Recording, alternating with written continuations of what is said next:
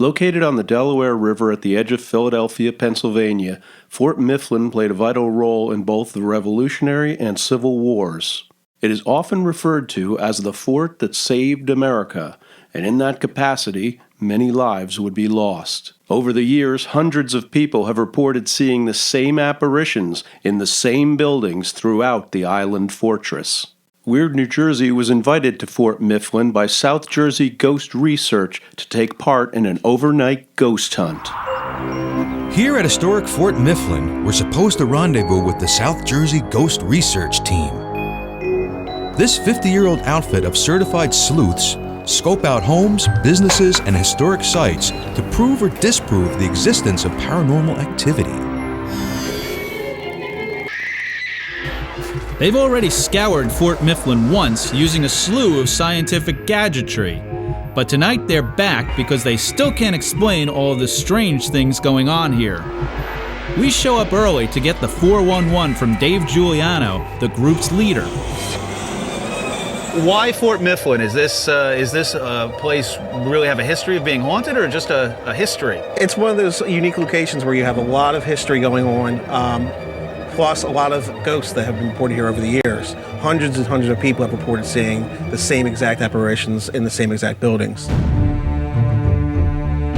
Fort Mifflin is built in 1776 to defend colonial Philadelphia from the British during the Revolutionary War. In 1777, the soldiers manning the fort fend off an assault by 250 British warships that are attempting to resupply land troops chasing General Washington's army. The American successful defense against the British ships earns Mifflin its reputation as the fort that saved America. But that reputation comes at a price of over 200 lives. After dark, we join Dave Giuliano and his South Jersey Ghost Research Team to figure out if this historic fort is haunted. First, we head to the West Sallyport, a gateway next to the water, where ghosts who once saved George Washington haunt the fort. Now, Dave, we know you're a sensitive guy, but you don't like to come in this area, right? A lot of people don't like coming back here. Like, I'm already feeling a tightness in my chest. Really? That's basically what I'll feel back here. Some people reported sharp stabbing pains or headaches, a lot of like ailments, or just a general feeling that they don't really feel welcome back here, or it's very uneasy.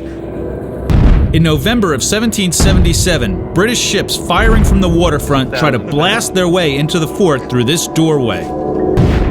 They were able to line up one of their gunships and their cannons with this door and basically start shooting right into the fort. This attack claims over 200 lives. So more people were killed in this area defending this than any other spot during that siege.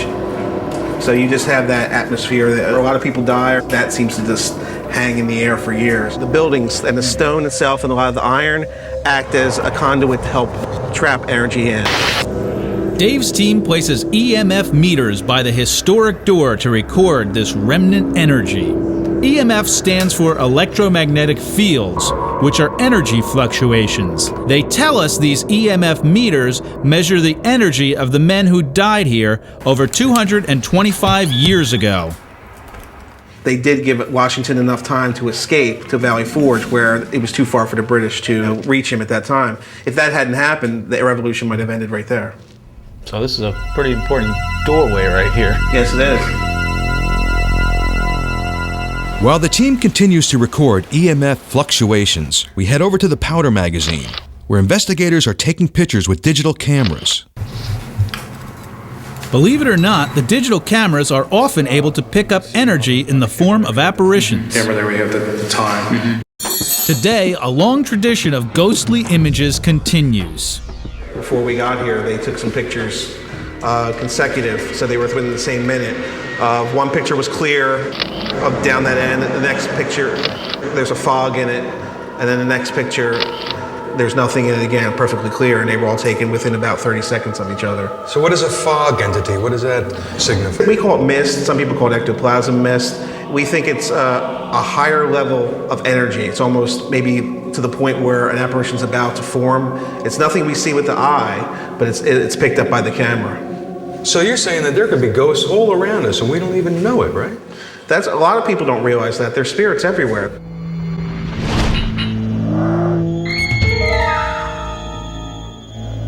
there's one more haunted historical site to see. The fort's prison. This looks like a dungeon in here. Well, during the Civil War, it was actually used to house Confederate prisoners, deserters from the Union Army, and just about anyone else that broke the law that didn't fit in the regular jail. What's your head? They must have been shorter back then. Ooh. A little bit further. It certainly This is looks casement haunted. number 5. Whoa. Hey, there's a party going on in here. It certainly wasn't a party here during the Civil War. In 1864, the fort's detention center housed 215 Confederate POWs, but the Union deserters were apparently kept right here, in this cell. This is where we've been doing mostly our EVPs, or audio recordings, electronic voice phenomena, trying to obtain spirit voices on tape all night. We have a computer set up here, so we're actually able to view the sound wave as we're recording it, and then go back and listen to it to see what we've actually gotten.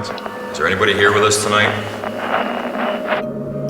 EVP, or electronic voice phenomenon, is the inexplicable speech or whispering that mysteriously emerges on tape with or without a microphone. And tonight, the ghost hunters are carefully listening. Spook that you're looking for in this casement here?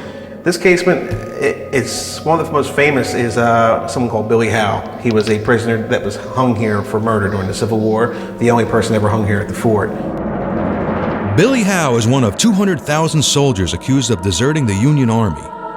In 1864, he receives a death sentence for killing a Union officer.